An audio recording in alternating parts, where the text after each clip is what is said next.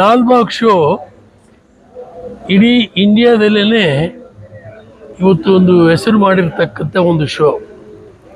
ಪ್ರತಿ ವರ್ಷವೂ ಕೂಡ ನಾವು ಕಲಿತಾ ಇದ್ದೀವಿ. ಕಲಿತು ಏನೇನು ಅಭಿವೃದ್ಧಿ ಯಾವ ರೀತಿಯಲ್ಲಿ ಮಾಡಬೇಕು, ಯಾವ ಸಬ್ಜೆಕ್ಟ್ ಮೇಲೆ ಅಂದರೆ ಯಾವ ವಿಷಯ ತೆಗೆದುಕೊಂಡು ಮಾಡಿದ್ರೆ ಚೆನ್ನಾಗಿರುತ್ತೆ ಅಂದ್ಕೊಂಡು ಈ ವರ್ಷದ ವಿಷಯ ನಮ್ಮ ಇಡೀ ಕರ್ನಾಟಕದ ವೈಭವವನ್ನು ಹೇಗೆ ನಮ್ಮ ಹಿಂದಿನ ಕಾಲದ ಮಹಾರಾಜರು ಅವರ ಆಳ್ವಿಕೆಯಲ್ಲಿ ಸಾರ್ವಜನಿಕರ ಅಭಿವೃದ್ಧಿಗೋಸ್ಕರವಾಗಿ ಕೆರೆ, ಕುಂಟೆ, ದೇವಸ್ಥಾನ ಇತ್ಯಾದಿಗಳನ್ನು ನಿರ್ಮಾಣ ಮಾಡಿ ನಮ್ಮ ಮಹಾರಾಜರು ಇಡೀ ಪ್ರಪಂಚದಲ್ಲೇ ಸಾರ್ವಜನಿಕರಿಗಾಗಿ ತಮ್ಮ ಸೇವೆಯನ್ನು ಅರ್ಪಿಸಿರ್ತಕ್ಕಂಥ ಒಂದು ಪ್ರದಕ್ಷಿಣೆ ಇದು. ನಾವು ನೋಡ್ಬೋದು ಇಲ್ಲಿ ಹೇಗೆ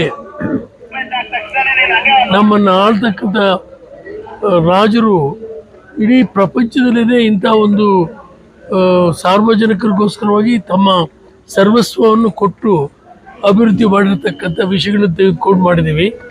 ಇವತ್ತಿನ ಒಂದು ಈ ಫ್ಲವರ್ ಶೋದಲ್ಲಿ ಸುಮಾರು ಒಂದು 100 ಸಭೆಗಳಲ್ಲಿ ಮಾಡಿ 100 ತಜ್ಞರನ್ನು ತೆಗೆದುಕೊಂಡು ಈ ವಿಷಯನ ಸಂಗ್ರಹ ಮಾಡಿ ಪರ್ಫೆಕ್ಟಾಗಿ ಏನೇ ತಪ್ಪಿಲ್ಲದೆ, ಯಾಕಂದರೆ ಏನಾದರೂ ಒಂದು ತಪ್ಪಿದ್ರೆ ಅದನ್ನೇ ಹೈಲೈಟ್ ಮಾಡ್ತಾರೆ ಜನ.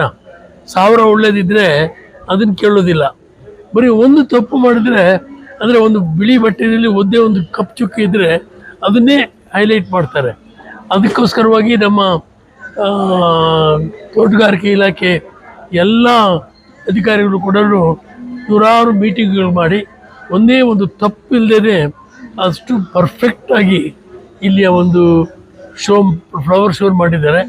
ಫ್ಲವರ್ ಶೋದಲ್ಲಿ ನಿಸರ್ಗದಲ್ಲಿ ಒಂದು ಹೂಗಿರ್ತಕ್ಕಂಥ ಒಂದು ಸೌಂದರ್ಯ ಮತ್ತು ದೇವರಿಗೂ ಕೂಡ ಆ ಹೂವು ನೋಡಿದ ತಕ್ಷಣ ದೇವರು ನಮ್ಗೆ ಆಶೀರ್ವಾದ ಮಾಡ್ತಾನೆ.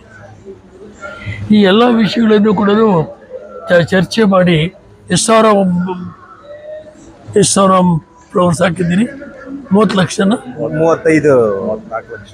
34 ಲಕ್ಷ ಹೂವನ್ನು ಜೋಡಿಸಿದ್ದಾರೆ. ಹೇಗೆ ಜೋಡಿಸಿದ್ದಾರೆ ಅಂದರೆ ಒಂದೊಂದು ಥೀಮ್ ಮೇಲೆ, ಆ ಥೀಮಿಗೆ ಸಂಬಂಧಪಟ್ಟಿರೋ ರೀತಿಯಲ್ಲಿ ಅದನ್ನು ಜೋಡಿಸಿದ್ದಾರೆ. ಇದು ಇಡೀ ಇಂಡಿಯಾದಲ್ಲಿ ನನಗೆ ಗೊತ್ತಿರೋಂಗೆ ಇಂಥ ಒಂದು ಶೋ ಎಲ್ಲಿ ಯಾರೂ ಮಾಡ್ತಾ ಇಲ್ಲ. ಸೊ ಅದನ್ನು ಇಲ್ಲಿ ಮೋಸ್ಟ್ ಡೆಡಿಕೇಟೆಡ್ ಆಫೀಸರ್ಸ್ ಇರೋದ್ರಿಂದ ಎಲ್ಲರೂ ಹೆಮ್ಮೆ ಪಡ್ತಾರೆ. ನಾವು ಪ್ರತಿ ವರ್ಷವೂ ಅದನ್ನು ಕಲಿತು ಅದನ್ನು ಅಭಿವೃದ್ಧಿ ಮಾಡಿಕೊಂಡು ಹೋಗ್ತಾ ಇದ್ದೀವಿ ಅಂದ್ಕೊಂಡು.